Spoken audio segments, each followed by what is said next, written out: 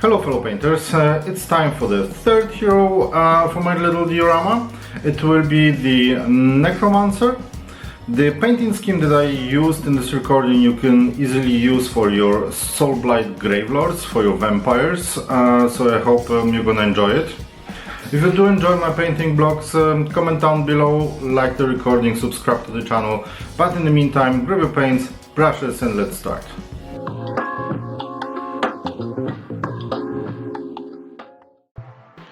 I am starting by mixing Vallejo red and blue primer in a 50-50 ratio and applying it to the miniature. This not only serves as a primer, but also creates deep shadows for the skin, setting the foundation for a hauntingly realistic look. This initial step sets the tone for the entire paint job, creating a moody atmosphere that will make the Necromancer comes to life.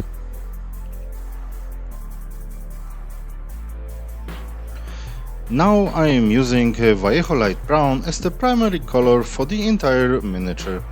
This earthy tone gives him a cadaverous appearance, which is perfect for a practitioner of the dark arts. As I apply the light brown, I pay close attention to achieving even coverage while leaving the deepest recesses untouched, allowing the shadows to remain and create depth. The skin tone serves as the base layer, providing a foundation for the intricate details I will add in the following steps.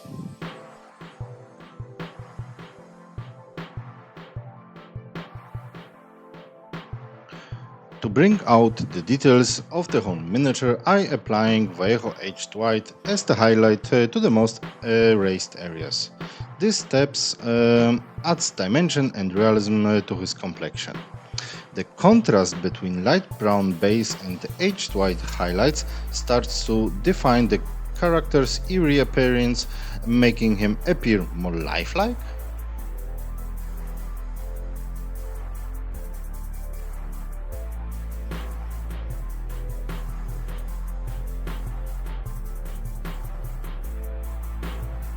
Moving on to the equipment, I'm using Citadel Blood Angel's Red for the armor parts, giving them a sinister crimson hue that matches the Necromancer's dark aesthetic. For the bandages on his hands and the scythe, I am applying Citadel Baneblade Brown, which adds a weathered and worn appearance as if they've seen countless battles in the service of the Undead. To complete the look, I'm using Citadel Gore Grunt of Fur on all of the leather parts, providing a rich, dark texture that complements the overall theme. For the metallic elements, I'm using Citadel Iron Hand Steel, which gives a cold and metallic sheen to the steel areas such as armor, buckles and weapon blades. On the wooden sections, I'm applying Citadel Agarus Dunes, creating a natural and weathered appearance. This adds depth to the miniature and contrasts nicely with the other textures. These details make the Necromancer's equipment look authentically aged and contribute to the overall realism of the figure. Before moving on to oil washes, I am applying Vallejo acrylic matte varnish to protect the miniature's current paint job. This step prevents the underlying layers from being affected by the upcoming wash.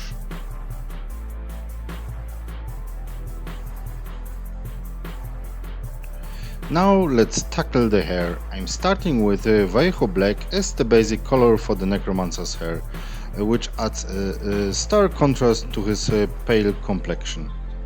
This step gives the Necromancer a menacing and mysterious look, setting the stage for the subsequent hair highlights. To bring out the texture and dimension in the hair, I'm using Citadel Baneblade Brown as the first highlight. I'm applying this color sparingly, leaving the black in the recesses for depth. With a fine brush, I'm lightly brushing the Baneblade Brown onto the raised portions of the hair, following the direction of the strands for a realistic effect. This gradual layering of colors creates a sense of depth and realism in the hair, making it appear more lifelike.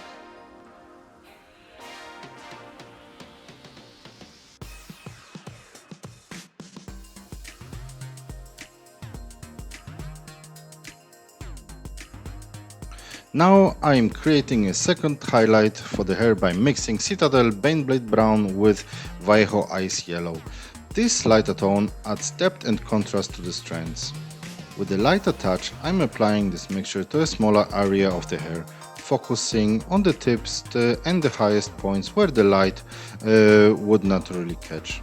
This technique gives the hair a dynamic and vibrant appearance, making it look like it's catching the light in certain areas.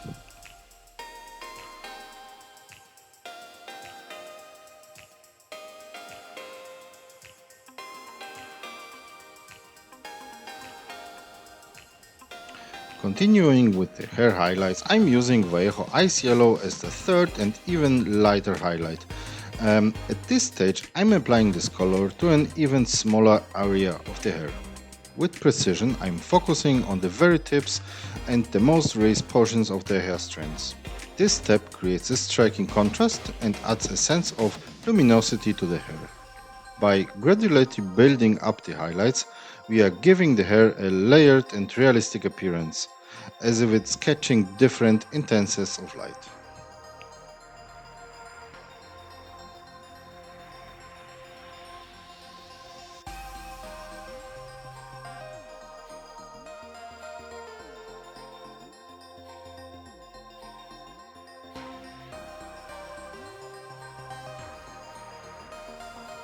To complete the hair, I am using Vallejo Ivory as the final highlight. At this stage, I'm applying this color to a very limited area, concentrating on the tiniest tips and peaks.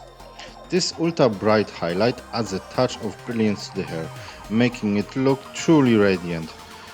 It's essential to keep a steady hand and maintain color over the brush. With the last highlight, the hair achieves a dynamic and lifelike appearance, enhancing the overall realism of our necromancer.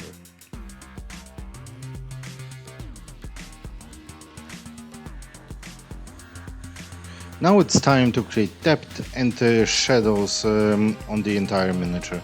I'm using Winsor & Newton black oil paint thinned with turpentine to achieve a wash-like consistency.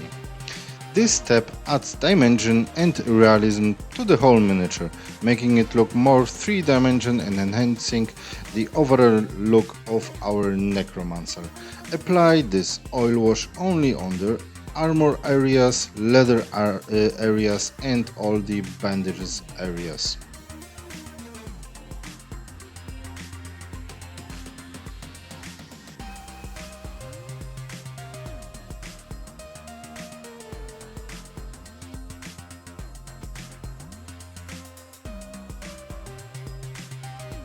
To refine the shading and prevent excess oil wash from mudding, I'm using cosmetic pads lightly tempered with turpentine.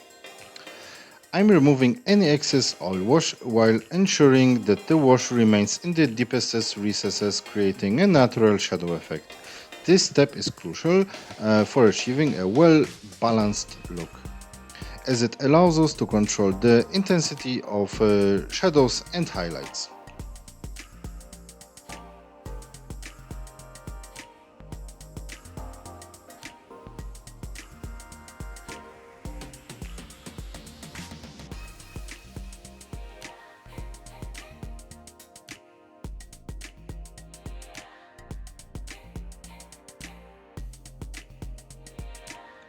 For the next stage, I'm using Vallejo White ink as a pre-highlight on the necromancer's weapons, such as his dagger and scythe. This will help create a base for the upcoming OSL effect. I'm carefully applying the white ink to the areas of the weapons that will be closest to the light source, imagining where the light would naturally hit. This pre-highlighting step is essential for achieving a realistic OSL effect, as it establishes the areas that will be most affected by the glowing light.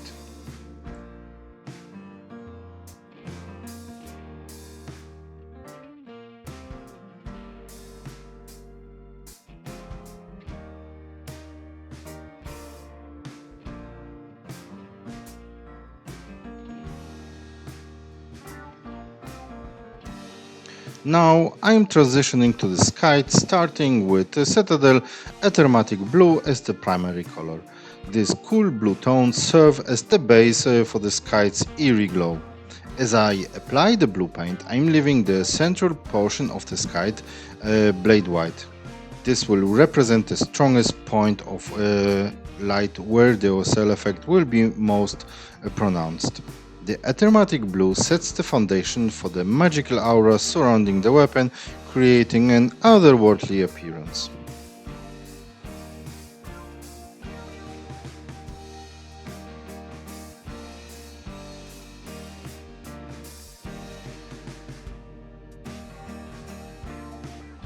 To create a subtle yet eerie OSL effect, I'm using Citadel Achillean Green, which is slightly darker than the aromatic blue we applied earlier. With a gentle touch, I'm applying the Achillean Green around the white areas in the middle of the sky plate. This step adds depth to the OSL effect, making it appear more three-dimensional. The gradual transition from blue to green creates a haunting glow on the sky, enhancing the mystique of our necromancer's weapon.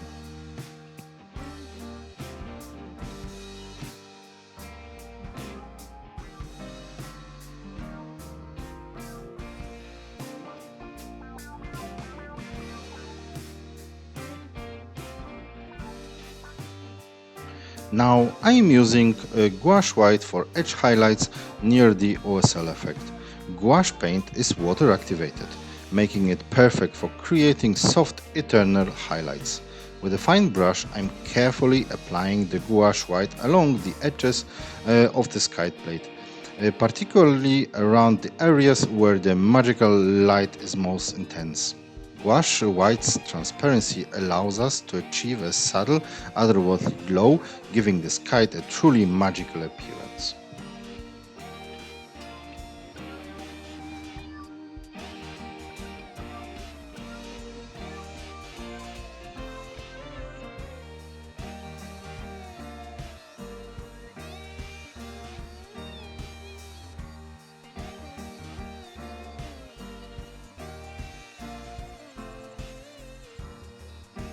To further enhance the mystical look, I'm using Vallejo Verdigris as an edge highlight on select parts of the sky near the OSL effect.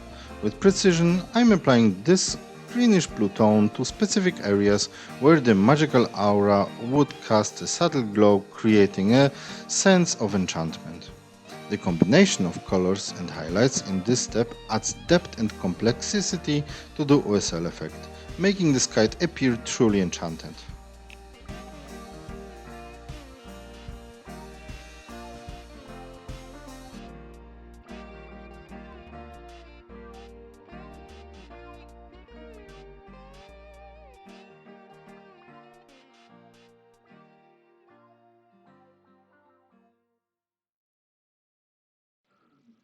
To weather and add character to the leather parts, I'm using gouache yellow ochre.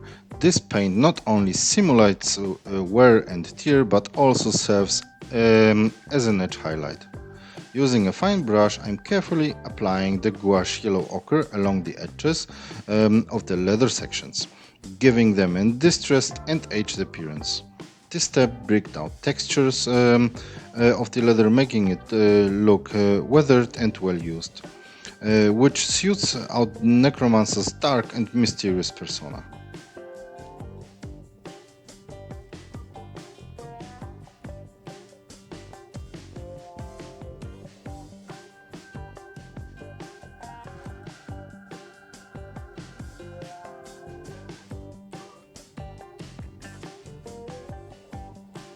For the red armor parts, I'm creating a weathered look by mixing gouache white with scarlet red in a 50-50 ratio. This mixture will be used both for weathering and edge highlights.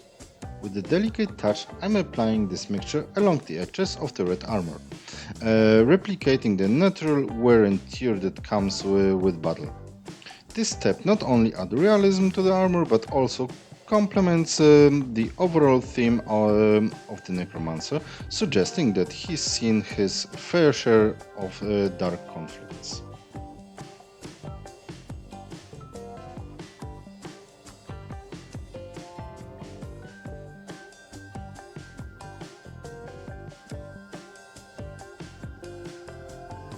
To achieve a worn and dirty appearance on the bandage parts, I am using Citadel Zandri Dust.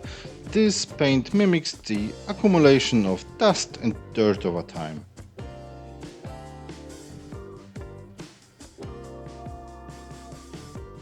For a final touch on the bandages, I am using Citadel Screaming Skull. This lighter color helps refine the highlights and adds a subtle contrast to the weathered areas.